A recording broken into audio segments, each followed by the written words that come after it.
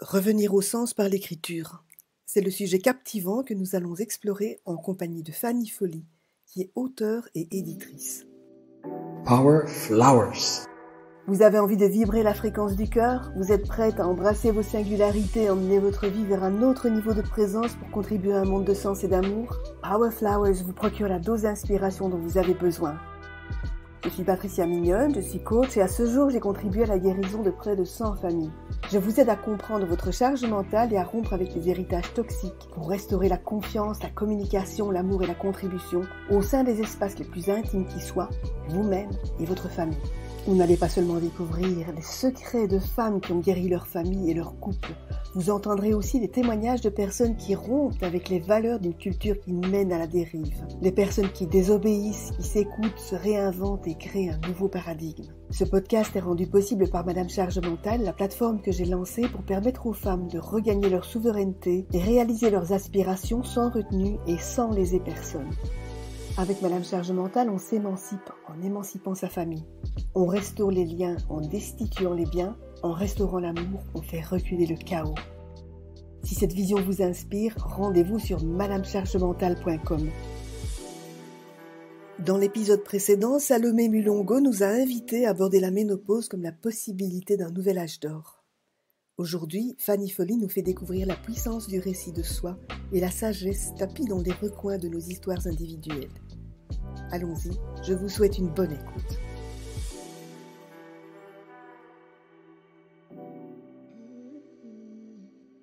On va forcément parler d'empouvoirment, d'empowerment, puisque tu mets tes compétences de psychologue au service des personnes, de toutes les personnes qui ont envie d'écrire leur histoire dans un livre.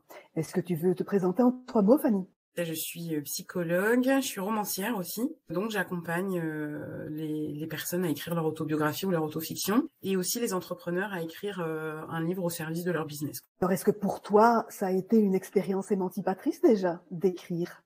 Et dans quelles circonstances t'es-tu mise à écrire? Alors moi j'écris depuis que je sais écrire, mais quand je m'y suis mis plus sérieusement et quand je me suis auto-éditée, c'était une période un peu particulière de ma vie, c'est quand je suis tombée malade. C'est une maladie chronique qui s'appelle la sarcoïdose. En premier, c'était un diagnostic de lymphome, et puis en fait, après, il s'est avéré que c'était une sarcoïdose. C'est pas une maladie qui se voit, mais c'était une maladie qui était invalidante du point de vue de la fatigue. Et comme j'étais quelqu'un qui était bien occupé avec un travail, une institution, 3 enfants, un chien, un mari, comme je dis, j'avais pas beaucoup l'occasion de m'arrêter, et la maladie, ça a été l'occasion de m'arrêter, et la seule chose que je pouvais faire à cette époque-là, c'était écrire. Donc oui, ça a été émancipateur, dans le sens où c'était la seule façon pour moi de pas me voir comme quelqu'un de malade. Oui, et puis tu as évoqué des circonstances là qui ne c'est pas n'importe quoi cette histoire-là, parce que quand on a ce genre de maladie, surtout les maladies auto-immunes, là je ne vais pas t'éduquer Fanny, ce sont des maladies qui sont extrêmement symboliques dans le sens initial du mot symbole. Elles font lien. C'est le corps qui exprime quelque chose que tu n'écoutes pas.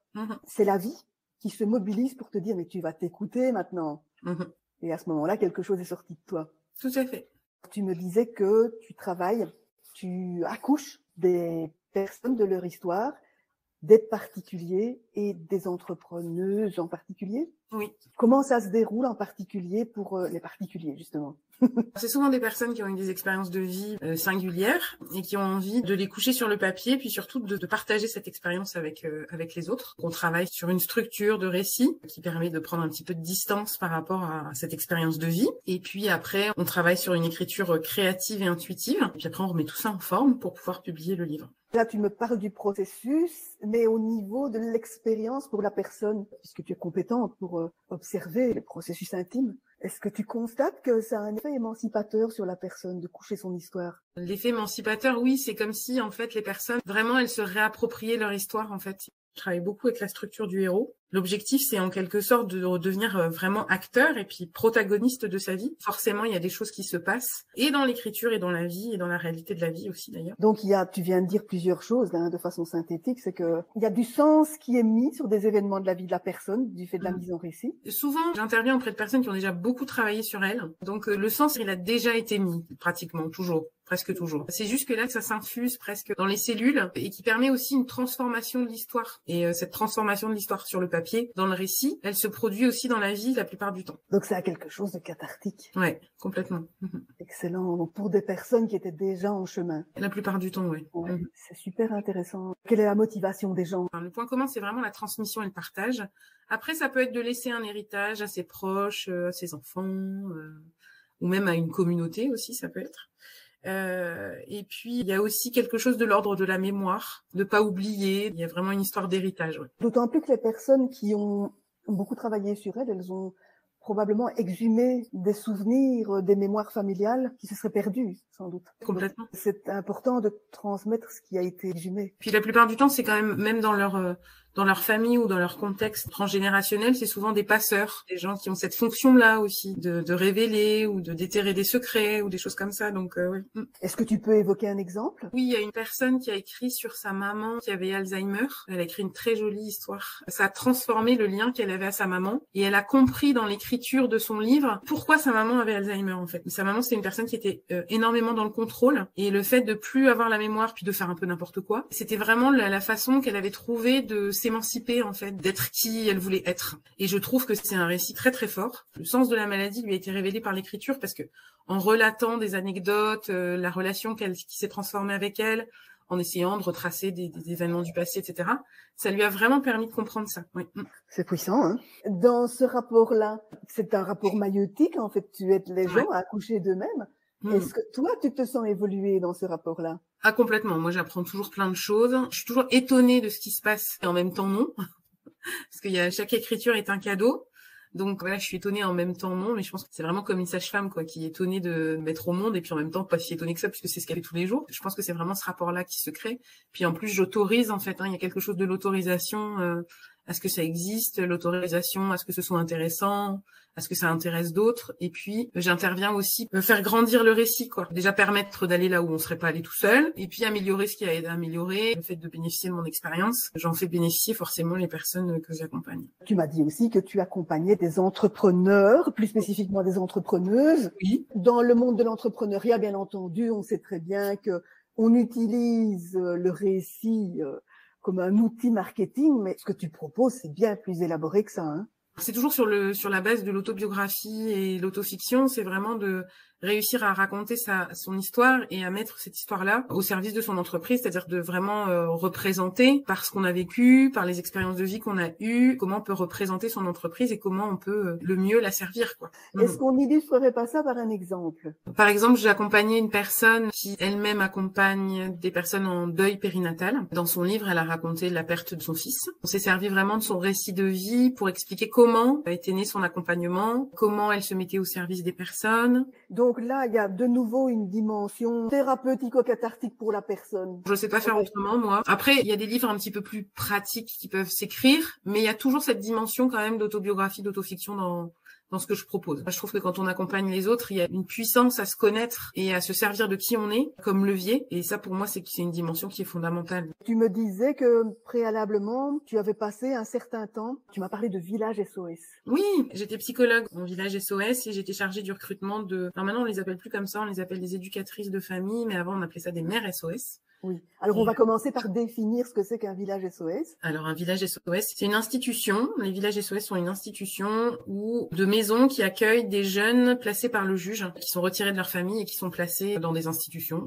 En France, on appelle ça des maisons d'enfants. Et les villages SOS sont des maisons d'enfants. Et dans la particularité des villages SOS, c'est d'accueillir des fratries, c'est-à-dire que c'est la maison des enfants et c'est les éducatrices, les mères SOS qui viennent dans les maisons des enfants. Ce sont des personnes qui sont recrutées pour des périodes très longues, jusqu'à ce que les enfants soit retournent chez eux, soit adultes. Donc c'est un recrutement pour une longue durée. Et en fait, après avoir utilisé un cabinet de recrutement classique, ils se sont dit que ce serait peut-être mieux d'avoir des psychologues qui se chargent de ça. Donc avec d'autres collègues, on a été chargés du recrutement des mères SOS. Et le protocole qu'on a suivi, c'était vraiment de les faire raconter leur vie, en fait, ce qui les avait amenés à prendre la décision de devenir mères SOS. Et puis leur récit de vie, leur récit d'enfance, de femmes, etc. Et moi, j'ai pris beaucoup de goût à recueillir ces histoires-là et à recueillir tous leurs témoignages. Et puis, ce qu'on m'a confié, c'était que c'était des choses qu'on faisait jamais. Même quand on allait chez le psy, on raconte jamais sa vie de A jusqu'à Z, quoi. Il y a eu de très beaux récits, il y a eu de très belles prises de conscience aussi, parce que le but c'était de faire le lien justement entre ce métier puis la vie. C'était très riche et moi j'ai adoré participer à l'élaboration de ces récits de vie. Donc c'était un casting quand même que vous faisiez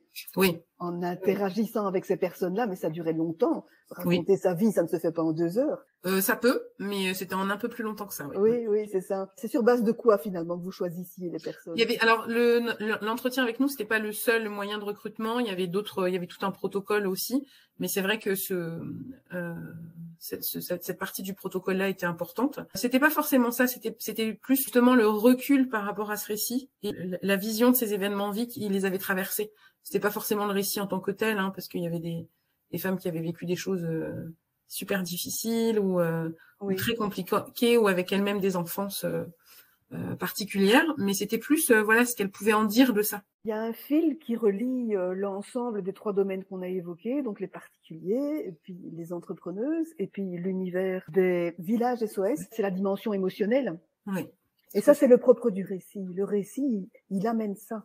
C'est ce qui m'anime le plus, c'est réussir à exprimer au plus près, avec le plus de subtilité possible, les émotions qui caractérisent un événement ou justement un événement de vie ou une expérience de vie particulière. C'est réussir à être au plus près de cette authenticité-là en tout cas. Et les récits, du coup, ils créent du lien. C'est comme si ils aimantent, ils créent, c'est un espace de partage. Je te donne quelque chose. Oui. Et en même temps, ça revêt une dimension un petit peu hypnotique. Je t'amène à moi, tu adhères à ce que je te raconte, tu es ému par ce que je te raconte. Donc c'est vraiment un univers très riche, très intéressant. Comment ça se déroule quand on travaille avec toi, Fanny? Il y a plusieurs façons de travailler avec moi. C'est toujours sur les mêmes bases en fait, parce que j'ai construit une formation à partir de moi ça fait 10 ans que je suis romancière, donc j'ai fait pas mal de formations, j'ai suivi pas mal d'ateliers. Oui. Donc il y a une formation vidéo de base où j'explique comment on construit un récit, puis tous les outils narratifs qui sont à notre disposition pour pouvoir raconter ce récit. Et puis on fonctionne beaucoup en groupe parce que le but c'est de créer des communautés d'auteurs un peu conscients. Donc on travaille beaucoup en groupe et puis il y a du suivi aussi individuel avec de la relecture, avec de l'orientation. J'aime aussi beaucoup travailler sur la structure du texte parce que moi je pense que si on a une bonne structure, après le reste suit et c'est facile. Et donc on est amené à travailler en individuel aussi. Est-ce que on peut dire que clairement passer par ce parcours du récit, la production du récit, c'est renouer avec quelque chose d'essentiel et c'est même peut-être renouer avec son essence. Tant à aller chercher quelque chose au-delà en tout cas au-delà des apparences. On va aller chercher quelque chose en profondeur, ce qui est pas toujours très facile au début, parce qu'on a tendance à avoir à essayer de tout dire. Et en fait, le but c'est de rentrer en profondeur, en intensité, où il y a quelque chose de l'ordre de l'essence. Oui. Et donc peut-être d'émancipateur dans le sens où un peu comme toi, ton histoire, elle est très symbolique aussi. On vit dans une culture qui nous incite à nous tenir à la surface des choses. Voilà. Le faire, la voix, les objets, et on nous a fait croire que te posséder, c'est ça le bonheur. Et puis là, peut-être que ton corps t'a amené à l'essentiel. Oui, puisque maintenant, aujourd'hui, l'écriture fait partie de ma vie tous les jours. Donc voilà. Fanny, qu'est-ce que tu pourrais donner comme conseil pour rejoindre l'essentiel en soi, justement, avant de peut-être venir te trouver? Je pense que tout le monde porte son récit de vie en lui et moi, ce à quoi j'étais confrontée, c'est vraiment d'entendre que notre histoire, elle est pas forcément importante ou que c'est pas très intéressant ou ces histoires-là, on les a entendues plein de fois. Et c'est tellement faux parce qu'on a tellement tous à s'apporter les uns aux autres. Et je trouve que cette transformation que permet l'écriture, elle est bonne pour nous, mais elle est aussi bonne pour les autres. Même si ce récit a été déjà raconté, on a déjà l'impression de l'avoir entendu ou il y a toujours cette petite transformation unique en nous qui fait que ça peut être une pierre à l'édifice qu'une, 2, 3, 50 personnes ont besoin d'entendre. Donc, je dirais, c'est vraiment d'oser. Si on a vraiment l'envie, si on porte l'envie de transmettre ce message, c'est vraiment d'oser le faire. Est-ce que tu suggérerais des rituels d'écriture, des pratiques régulières? Alors moi, je passe beaucoup par le journaling parce que pour moi, c'est le premier exercice fondamental qu'on fait plein de fois, mais on revient toujours à la base parce que ça permet de désacraliser un peu l'écriture et de se débrider un petit peu.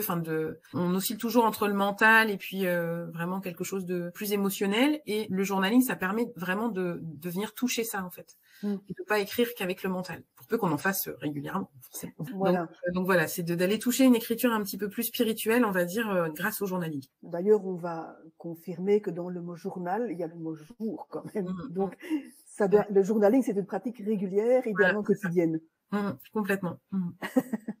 Fanny, comment est-ce qu'on fait si jamais on avait envie de venir te rejoindre pour entreprendre un projet avec toi? On peut me contacter sur Facebook, sur Messenger. Je réponds toujours. Voilà. Voilà. Okay. Et voilà. J'espère que cet épisode vous aura inspiré l'envie de prendre la plume et de vous donner le temps d'exalter le sens dans votre existence. Souvent, la vie s'arrange pour nous forcer à rencontrer notre besoin de sens. Effondrement, accident de vie, accident de santé, l'invisible sait s'y prendre pour retrouver la place qui lui revient. Ne pas être capable de s'accorder le soin et l'attention dont on a besoin, c'est se couper l'accès au bonheur et c'est l'un des énormes nœuds à l'origine de la charge mentale. Si la question de la charge mentale vous concerne, sachez que je vous ai préparé un test pour vous permettre de vérifier à quel point vous êtes en charge mentale. J'ai conçu ce test sur base d'entretiens avec des centaines de femmes. Il vous suffit de cliquer sur le lien en annexe pour le télécharger. Ensuite, si cela vous dit, nous pourrons faire un bout de chemin ensemble pour vous sortir de ce mauvais pas. En annexe, vous trouverez aussi le lien vers mon livre, ainsi que les liens qui vous permettront de retrouver Fanny sur les réseaux sociaux. Si vous voulez parler de la charge mentale et de sa vraie nature, si vous voulez parler de son impact sur l'éducation, l'écologie, votre santé, l'économie, la spiritualité, contactez-moi et nous verrons ensemble comment nous pouvons faire bouger les lignes. Enfin, pour changer votre vie de fond en comble et remettre du sens et du lien dans votre vie professionnelle et votre vie familiale, contactez-moi. En écoutant les femmes se débattre avec leurs problèmes quotidiens, j'ai découvert que la pauvreté de la communication au sein des couples et des familles constituait l'un des éléments principaux du sentiment de rater sa vie. Le prochain épisode sera le premier d'une série de 4 où je dialogue avec Morgane Catoire, qui est médiatrice de couple. À très bientôt. D'ici là, osez exprimer qui vous êtes et répandez l'amour pour changer le monde un cœur à la fois.